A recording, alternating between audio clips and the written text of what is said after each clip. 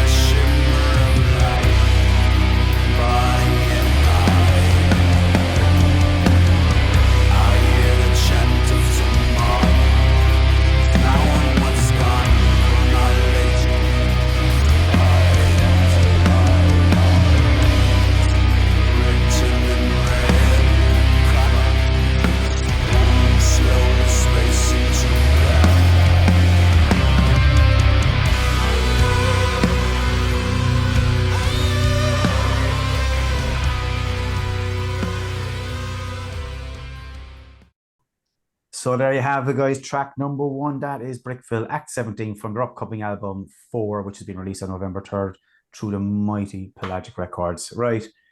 Rich Bewley, kick us off on this one. Well, first of all, I want to say, where on earth is Act 16? Because their last album finished with Act 15. So there was I all set to enjoy the next instalment. And then the pranksters go and release 17 first. I mean, what's going on there? So it's to get the likes of us talking, isn't it? That's basically. Well, I thought it was a nice obtuse way to start proceedings this evening, since I haven't been around for the last one. I haven't spent a lot of time with Briquevill at all, even though I've seen them live twice at Dunk with you, Pat, in 2017. I think it was the first one. We both attended together at Dunk. And then more recently, actually, at Arctangent in August. It always sounds like the only live music events I ever go to, a Dunk Festival and Arctangent, but it's perfectly true, actually, with a young family, it seems to be. But what between the two, sort of 2017 and 2023, I've noticed that there's a discernible difference between their sound then and their sound now. Their sound then for me was heavier, less experimental, less industrial, perhaps. And they seem to be heading in that kind of direction, which for me seems like a natural way to go. A lot of their tracks previously were long, quite drony in passages. And there seems to be, I mean, I've only heard this track so far of what I assume is going to be the album that finally reveals Act 16 at some point.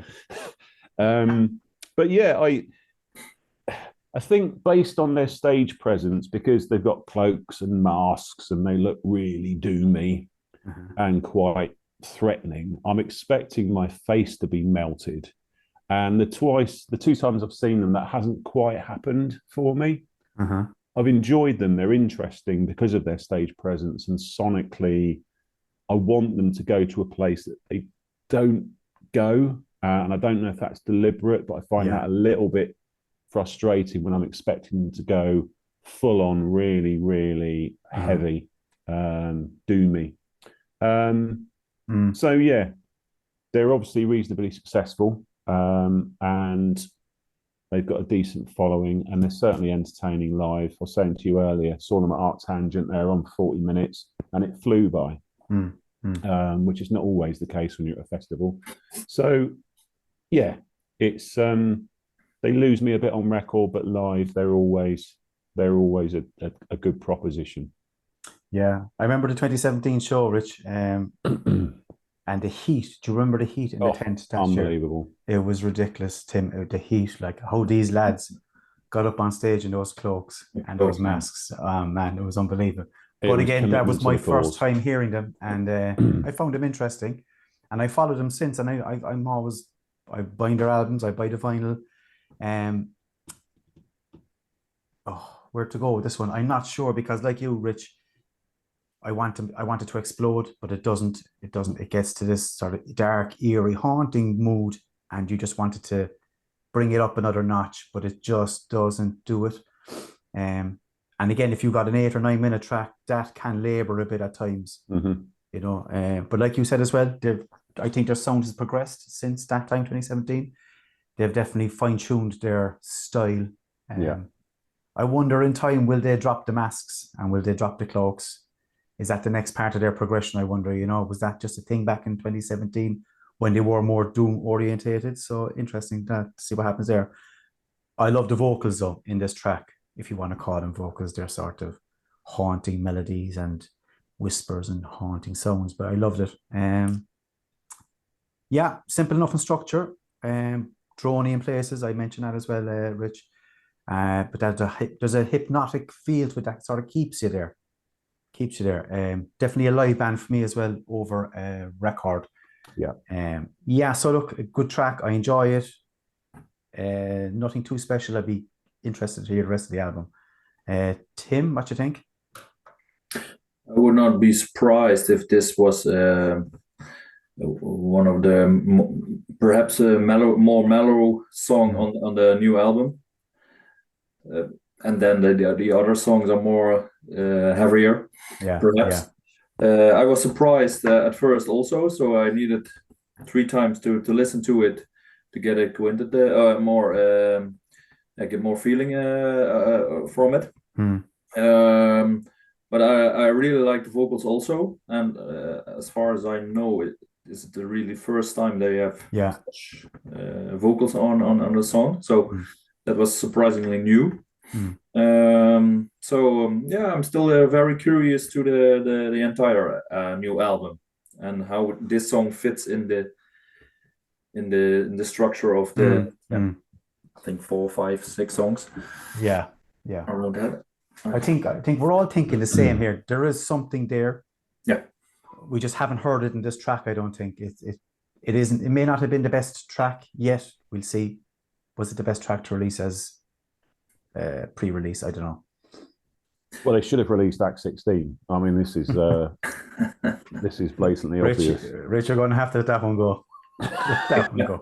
It's messing with my head. I'm sorry. Or else maybe just grab a cloak and a mask and join them on stage someday and say, we're doing 16.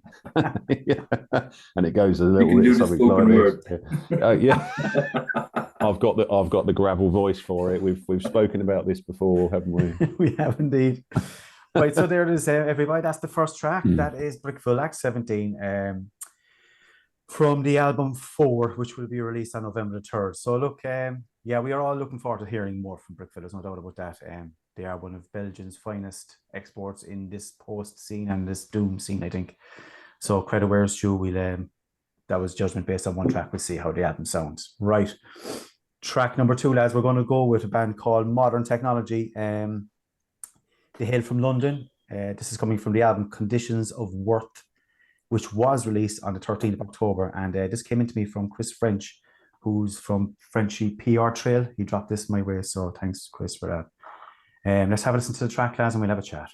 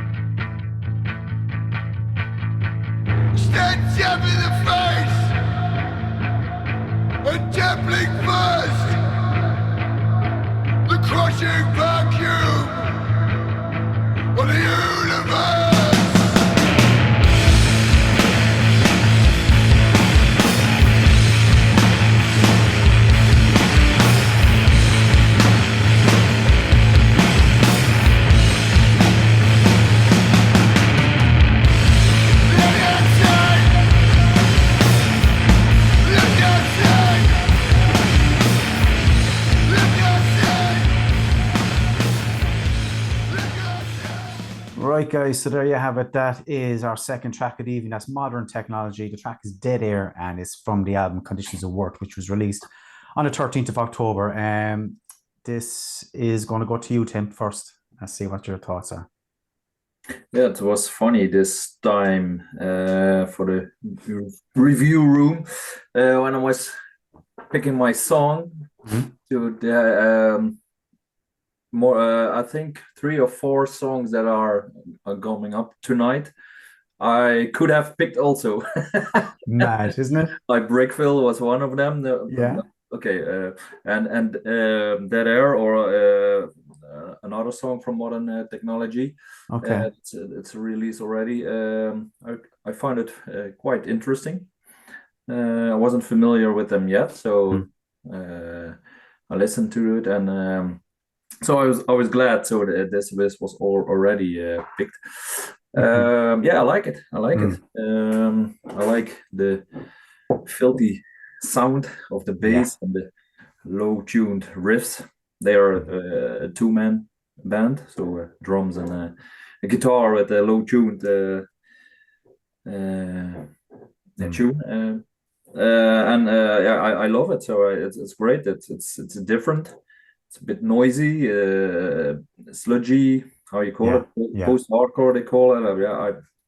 You can give it a lot of names, but yeah, and the vocals are quite different, and I think it really fits the music. So that is the sound. So yeah. Yeah, I agree with you, Tim. I love that dirty, noisy, gritty sound without those guitars. It's really gets under your skin, doesn't it? Yeah. And again, that slow tempo. And I was listening to it today, right? And if you speed up the tempo and the intro, Apollo 44 stopped the rock, that track. There is a very, very similar riff to that. Yeah, it's worth checking out, lads, if you have a listen. But again, it's a short, sharp, impactful track, lads. 3 minutes, 46 seconds. As you said, Tim, that fuzzy bass work, like I just think that's the selling point on top of the vocals, which for me are the highlight of this track. Yeah. That rasp he has in his vocal. We talk about vocals so much there now in the last few episodes. This guy is different to everything we've heard, I think, anyway. I really liked it. And again, lads, as a duo, I mean, that's fucking impressive stuff, isn't it? To be able to create that sound with two, yeah. You know, I know there's pedal boards fucking up the walls maybe, like, but still to be able to generate that sound is a great thing. So yeah, I love the track there. Rich, what you make of it yourself? Yeah, I mean, similar comments. First thing is, yeah, for a 2-piece to make that much filth and noise is quite impressive. It really shouldn't be possible, should it? But no, as you say, heavily influenced by pedal boards, which I'm always in favour of. Why not use as many as possible? Yeah, for me, name check a few bands, Black Flag, Converge possibly a little bit, you know, that hardcore edge to them, but then also UK influences. I would say people like Part Chimp, if you're familiar with them, definitely the sort of low tune. Is it a guitar or is it a bass? I think it's a bass. No, it's a bass. It's a bass. Yeah. I call it a bass line. But you know, they certainly know how to make the most out of a really sludgy, low-tuned, low-key bass, and you know, some decent percussion. Like you, Pat, I like the vocals. As you know, I'm not big on shouted vocals or screamed vocals, but I think it works with the aggression in the music. I think it just fits. If he was singing, it just wouldn't work, and also if he was growling, it wouldn't work. It's just a dirty, shouty track. Yeah, absolutely. So. Yeah, I mean, they're probably not going to be laugh-a-minute gagmeisters on stage, let's face it, but maybe they are after a few beers. Who knows? I'd like to find out. Would you go see them, Rich, if they were playing? Definitely. London, like, yeah, I would if they were playing at a pub down in Bristol. Even as a support band, I'd go and support them definitely. I think they're playing with, I can't remember the name of them. They're supporting somebody at the moment. They are Torpor. Yeah. On November 10th and November 11th, Leeds, and where is it? The Chameleon Arts Cafe on Friday the 10th. I know where that is. That's in and Wharf Chambers on November the 11th. Yeah, so very interesting to hear how they come across live. Yeah, I think if they can reproduce that sound in a live setting with the two-piece, then hats off. So yeah, happy days, all good all around. Good stuff. Yeah, brilliant stuff. Right, lads, we're on to track number 3 already, and this one is from yourself, Rich. So you're going to do all the introductions and brilliant. Okay, build this up to be the beast that it is. Going. Well, I've stitched myself up slightly because first of all, I don't know how to pronounce this band, so. I was reading up, and the English word is heresy. So on that basis, I think it's Heretoir, and I think Toire is the German for something else. I can't remember what it was, but I did read it. So following Briquevill and modern technology, we have the sweet, melodious sound of an acoustic guitar to kick off this track, which we're not actually going to hear because obviously we're only playing a little bit of it. But it's lots of open atmospheric swooshes. It's from the album Night Sphere, it's called. I realised actually they're from Germany, and I realised that I'd been showing rather alarming signs of being a Brexiteer with all of my selections so far, because and it hadn't even occurred to me that the 3 or 4 selections I've made so far were all UK bands. It was noticed, Rich. It was noticed. Yeah. Of all our listeners and watchers been writing in saying he's a racist. I've been holding back the comments, Rich. They're loaded. So I've deliberately selected something outside of the UK because I was revealing my political tendency in too much detail. No, honestly, none of that is true. But so this is Germany's post-Black Heroes Heretoir. The track's called. It's the first one up on the album. It's called Sanctum Night Sphere Part 1, don't you know? Excellent. Let's have a listen.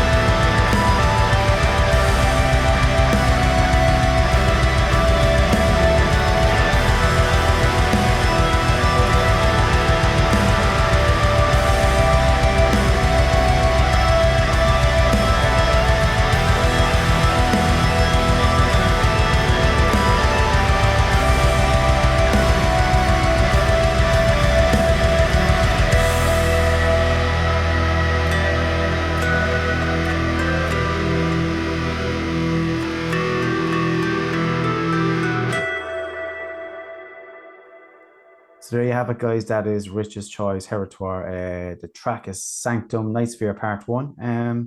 Great call, Rich. I have to say, great call. Glad you like it. I really did. Yeah. Again, whatever you call it, black metal, black gaze, post-black, atmospheric, you name it, it has it all. It really does. I love that melancholic undercurrents that are through this whole track, even through the acoustic parts, through the blackened blast beats. Everything is very, very. I love that word, melancholic. Everything's very melancholic. The contrasting vocals, again, brilliant. I love it.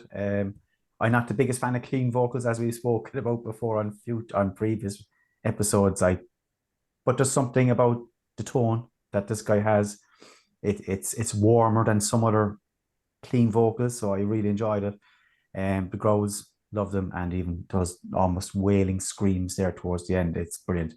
Blast beats, I can't get enough blast beats. I love when the song breaks into a blast beating tirade. So yeah, hands down, lads, this is, I would probably say, the best track of the 6 that we will be covering tonight. This one came out of left field. Great call, Rich. Tim, what you think? Yeah, absolutely. This was also a song that crossed my mind to put it in here. Are you going to say this to every track? Like I said, like 3 or 4 songs. But I was doubting about part 2 of this song, like the collaboration with the Der Weg einer Freiheit, also on the album. I like that song also, but yeah, I like this song great, perfectly. The beginning gave me a bit of the emotional Anathema vibe. Yes. And then there comes the more heavier part, and then it returns to the beginning part again. So yeah, I really love that, and I like the clean vocals also. And I'm really looking forward, because I'm gonna see them live in 2 weeks now at Samhain Festival. Oh, nice. Here in the Netherlands. So now I've never seen them live, so I'm looking forward. So you were a fan of them already, Tim? Yeah, I love this album, and yeah, let's see how they do it live. Jeez, we're not half massaging your ego here, Rich, are we? Yeah, I mean, I've got a few other comments. I think for me, even though I selected it, and I'm not going to be negative, but just to add a little bit of balance, it does for me veer a little bit dangerously towards kind of histrionic axe wielding, or do you think so? It's a little bit too metal in places for me. But it rescues itself almost every single time, because it comes back to some atmospheric ambience or some acoustic guitar or some clean vocals, and then it goes again. And I love the blast beats. Absolutely love the blast beats, because they come in at the right time. It's got a lot of Alcest going on, who are one of my favourite bands, and I think it's got quite a bit of the. Are you familiar? Well, you'll both be familiar with Dune, DVNE, Scottish band. My Brexit tendencies coming out again, obviously, but they've got that kind of mysticism whilst at the same time being really fucking heavy. And that combination for me works brilliantly, and they deliver it really well. Difference between clean and growl vocals again works for me, because that contrast, the growl vocals are more powerful as a result of having that counterbalance, if that makes sense. So yeah, top marks. Right, there's a lot going on in that track, lads, isn't there? I mean, the song changes, progresses and drops and lifts maybe 3 or 4 different times. You mentioned Anathema, Tim, there on that one. And I think I can't remember at what stage in the track, but again, when it was an acoustic passage, and I thought Tiamat straight away came to mind. Some of their later stuff, maybe from post Wild Honey, maybe a deeper kind of slumber. That's that styling of guitaring, So yeah, top marks all around. Top marks, Richie, for picking it. Wow, fantastic! Yes. I've nailed it for a change. You've nailed it. Jesus, not for a change. You're always good for a track. Okay, the next track, guys, we're going to do is track number 4. This is Rich Murphy's track. He's away, lads, gallivanting at the time of his life, I'd say, in Japan. So Rich, have a fucking great one, man. It's very rude of him not to join us, considering Japan, from what I heard, do have an internet connection. He can't have anything better. Do you know something, surely, Rich? It's probably better than the connection he has here at home, to be fair. Yeah, this is true. But look, this is his track, guys. What he chose for us all to have a chat about is Myrkur. The track is Like Humans, and it comes from the album Spine, which was released on the 20th of October. Let's go straight to the track.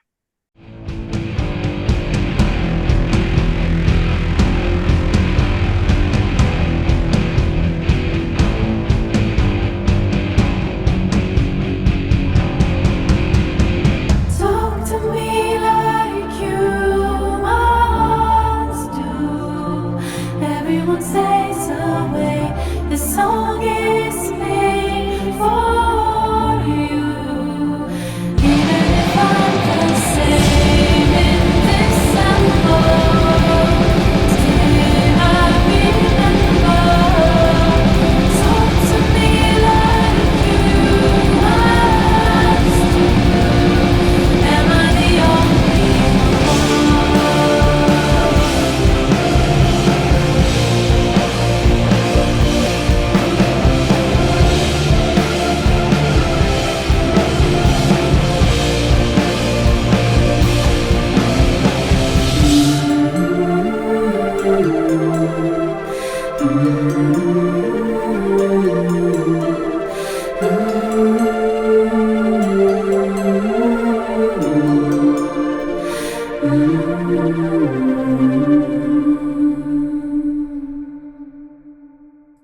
So there you have it, guys. That is Myrkur. The track is Like Humans, and it's from the album Spine, which is being released on the October 20th.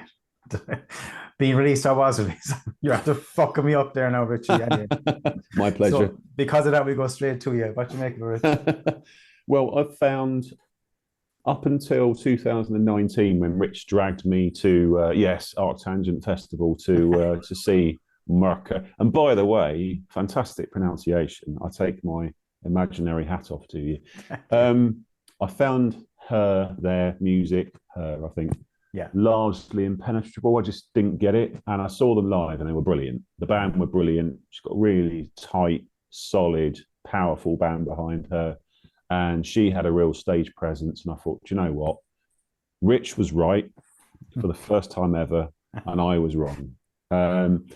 Since then, I probably haven't, not because of a lack of wanting to, but just a lack of time, haven't returned to their music. So I don't know if this track is in any way representative of any recent output. I don't even know if it has been any recent output in the last 4 years. Okay. But Rich described it as different from previous material. I'd agree with that, because I have heard some of her earlier stuff.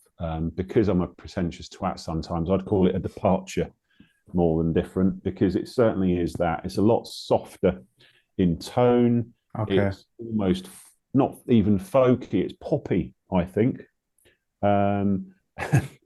It's got quite a shoegazy lead guitar, which I'm quite a fan of, obviously, because that's where I come from in terms of music. And yeah, the chorus, and it's the first time and only time that this artist is probably ever going to get mentioned, unless we're talking about the Virgin Mary. The chorus made me think of Madonna. Okay. Honestly, you listen to that chorus and close your eyes. Yeah. Like a prayer. Like a prayer. Now you say it, now you mention it. Yeah. Like a Prayer is exactly the song that I was thinking of when Myrkur was singing that chorus. Now you say it, yeah. Did that hit you straight away, Rich, or was it something that you picked up on after a few listens out of curiosity? I wanted it to do more sonically. The guitar's a little bit too in the background for me. I think it needs to be heavier, not just because of my tastes. I just think it just needs a bit more going on sonically in the background. But I like the vocals. I like her vocals generally. That's the one thing that attracted me to her music in the first place, because I think vocally she's got a great voice. And I know that's why Rich likes her as well. So yeah, it just needs a bit more room. Having seen them live and been really, really impressed by them and how powerful they were, it just needs a bit more oomph, depth to it for me. But I like the song. It's passable as a song. Again, how it fits in with the rest of the album, as we always say, we'll just have to wait and see. Yeah, I'd hope that the recorded version is in some way muted compared to how you'll experience it live, because from what I've seen, pictures and whatever on the Instagram pages and stuff, she seems to be a bit of a show woman on stage. She is theatrical at times, which is great. And again, I have to agree, Rich. The guitars are so sunken into the back. It's a shame. And I don't know, it's because her voice is so soft on this track. Maybe just this track, but her voice is so soft. Do they feel a need to pull them back a small bit? But if you brought them more forward, right, and gave them a bit more heft, there's a very distinctive Type 1 negative style guitaring to it. I think there's something in there. I just would, if they could just up it a small bit, give it a bit more bite, I would love it. But that's taking nothing away from the dark atmospherics around it. I love the sound. I get the folky style behind it. I do like that. That's my notes there. That's exactly what I reckon. The blast beats in this one, I didn't expect, and they let me down a little bit, because again, the lack of oomph behind them, the lack of heft. Not big enough. Not big enough. Yeah. And it's a pity, because it's a great track. It gets stuck in your head, that chorus, whether you think of Myrkur or think, what's her name? Sorry, Amelia Brune is her name, or you think of Madonna, either or. It's a hook. It's an absolute hook. Yeah. Tim, what do you think? First of all, of course, a brilliant voice. Great singer. Normally, when this is sung really in the folky music, then it's not really my cup of coffee. Okay. But in this song, with the contrast of a little bit of a haunting guitar in the beginning, and I agree, it's really placed in the background. Also, the blast beat in the last part of the song is in the background. But it made me think that it's did on purpose. Maybe not. Maybe it's just like no. I get where you're coming from. Yeah. So I thought that they put it on purpose more in the background so that her voice can really be there. The emphasis is more on her vocals.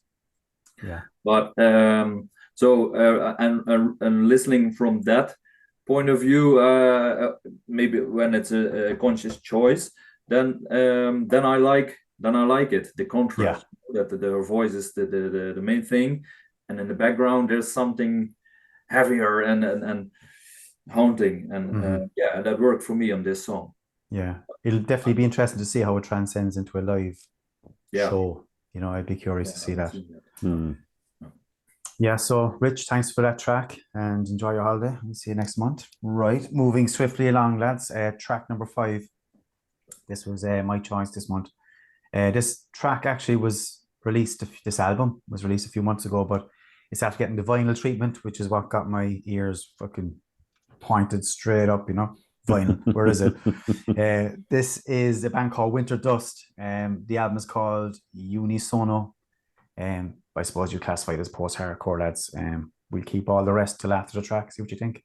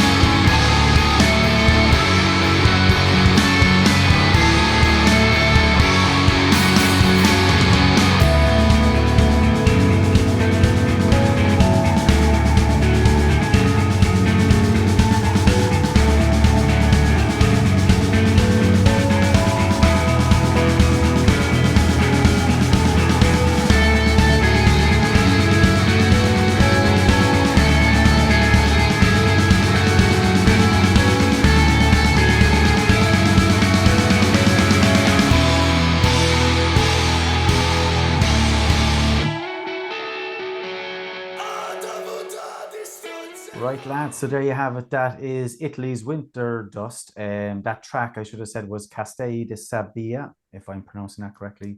Apologies if it's shocking. I think it translates to Sandcastles as this is post-hardcore. Let's go with you, Tim, first. See what you think. Yeah, it's the only band tonight that I didn't know before. So, I quite like it.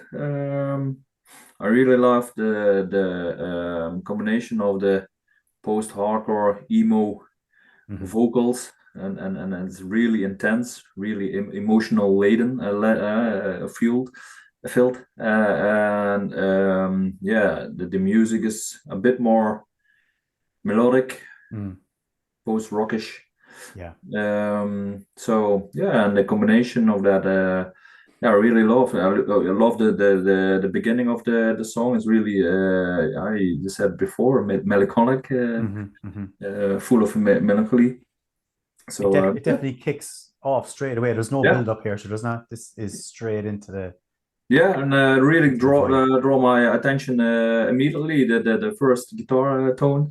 I think, okay, this is interesting, and I enjoyed the song. Joe, I mentioned the intro as well. I know it's only maybe 10 seconds that chord does guitar chords, but I just mentioned them as well because that is almost indie like. Yeah. That in the intro, but then the track completely and utterly changes. But I've bought all these guys' other albums like Autumn Years, Thresholds, Sense by Erosion, all on vinyl. So I'm a fan of these guys. But this album has definitely taken a step forward in progression. I'm delighted to see it. I think this is almost what they've worked towards. This album, it is well polished. I love it. I reckon they're maturing well, and I think they've really hit their sweet spot with this one. Singing in their mother tongue, singing in Italian for the first time actually as well, which I think gives it another sharp edge. I like it. I like hearing other accents and other vocals. Really, really catchy. Motive, as you mentioned, Tim. With the way he sings, he really throws it out there, doesn't he? It's real heart on your sleeve. He's giving it fucking socks. Is it different when he sings in English on the previous album? I think it doesn't sound as powerful in English. Maybe he struggles with putting it to English and doesn't give it the emotion that he can in his own. It's an interesting point, that. Interesting point, yeah. And we spoke there briefly, Rich. Take away the vocals, and it's a very uplifting track. Although it's melancholic and a little bit, yeah. It is, I suppose, it's melancholic, but there's Pray for Sound written all over it. If you were to sort of overlap post rock with post hardcore, I think that's where these guys are. Quality of musicianship, lads, is great. So look, I have nothing but good things to say about Winter Dust. And of course, it's been released by Voice of the Unheard, Record Records, and 1,000 Arms. So big shout out to all three of those guys. Rich, what do you think? Yeah, I'm quite a fan of its brevity, not in a bad way, but because of the post rock stylings that it has. Obviously, a lot of post rock does tend to meander a bit, and it will take 3 or 4 minutes to introduce itself, and then there'll be a payoff at the end. These guys dive straight in, and it clocks in at 3.5 minutes. Have a look at the album. To be honest, I haven't listened to the album yet, but I certainly will now, having heard this track. And the album itself is only 36 minutes for 7 tracks, so. Yeah. They get down to business. And like you guys, I really like the vocals. I like the pain and the frustration and the anger in his voice. I read a little bit about, I think they've had quite an interesting time of it, not in a good way over the last few years with COVID, and obviously that hit Italy quite hard. And also I think there was a car accident or a van accident and stuff like that. So they've obviously been through the mill a bit. And I think some of that's coming out in his vocal delivery, which is no bad thing. It's meant to be, a release for these guys, as it is for all of us in terms of the music that we're into, and that certainly comes across and makes it all the more appealing. Yeah. So yeah, I'm a fan. I mean, post-hardcore, I'm not. There's not a whole host of bands that I'm familiar with. But bands that I have come across that they're kind of fit in for me would be bands like Viva Belgrado, if you're familiar with those guys from Spain. They would be worth checking out if you like these guys. Pat, this is not meant to be if you listen like this, you listen to this kind of session, but it's just bands that I've thought of. Fall of Messiah as well from France. Absolutely, yeah, that was one that came to my head as well. They're in that kind of area where it is kind of post-rock. It's got that style, but yeah, it's the amalgamation of that hardcore vocal, which just really, that little bit of aggression when it's needed, isn't it? Yeah, absolutely. And I think a lot of other post rock could probably benefit from a similar vocal because it would place it in a different environment sonically than the sort of a lot of the post rock that you would call is by the numbers. Without mentioning any names, it lacks the dynamic, and maybe a vocal sometimes would take it to a different place. And certainly with this, they've got both. They've got the dynamics of post rock or good post rock, but with that really good impassioned vocal as well. Brilliant. All good. So, guys, you're happy with all that? Absolutely. Great track. Winter Dust. Thanks, lads. And thanks for allowing us to play your track on the show. The last track of the evening, guys, track number 6. I'll leave it all in the capable hands of Tim. Yes. I'm looking forward to this one, by the way. We're saving the best to last, Tim. You have a lot of explaining to do with this one. I'm curious what you think about it, Rich. But yeah, so after all the Briquevill and modern technology and Heretoir, where I was doubting about choosing also, there was this band from Switzerland. It's called Rorcal. And I'm following them since 5 years now, I think, since I saw them at Soul Crusher Festival. And yeah, I thought they deserve some attention. Excellent. Let's go straight to the track, Tim.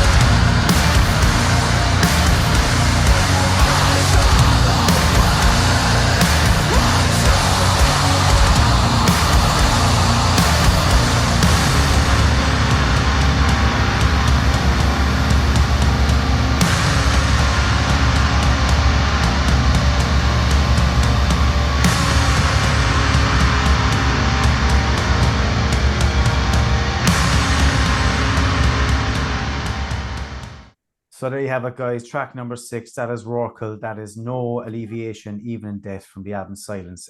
As Tim already mentioned, lads, they hail from Switzerland. This was released on the 29th of September. We'll go straight to you, Rich Bewley. Well, first of all, I think the absent Rich and Tim are trying to outdo each other in terms of who can scare the living shit out of me the most with the music that they select for each episode. Tim wins this round by a country mile, so well done, Tim. I'm not sure Rich can ever respond, actually, unless he, in the next round or two, delivers something from the very depths of hell, possibly, because the first 2 minutes of this is a barrage of noise that I don't think I have heard in a very long time from anywhere. It is fucking outrageously heavy. And then when the riffs and percussion kick in, it's actually a relief. Even though it's as heavy as what's gone before, it's that first 2 minutes, it's almost, I'm almost admitting submission at that time, because it's just as black as fuck. So when the riffs kick in, as I say, I started to enjoy it more. They obviously really, really mean it. When I think I noted from their website, their Bandcamp page, their description of themselves as reaching the deepest depths of darkness, searching a way to express the unnameable. Well, I think they've achieved it with this track, personally. I haven't listened to the rest of the album. I possibly won't, Tim. Sorry. And sorry, band. They're good at what they do, but it's just too heavy for me. Yeah. I like my music heavy, as you know, Rich. But again, when Tim dropped this track to me, when he dropped it into our folder, I played it, and you took the words that I was going to say. I said to Tim, that frightened the shit out of me, because it did, it did. And I love heavy music and I love crushing music, but that was dark.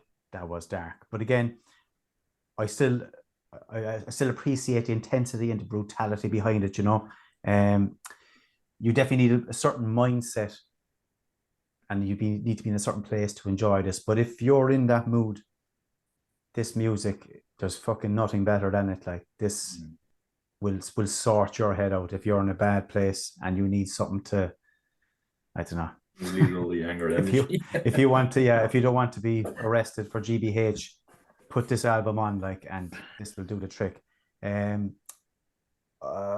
Big chunky bass. I love the bass in this track. It just pummels and pounds the floor, like it's huge. Like the bass is huge.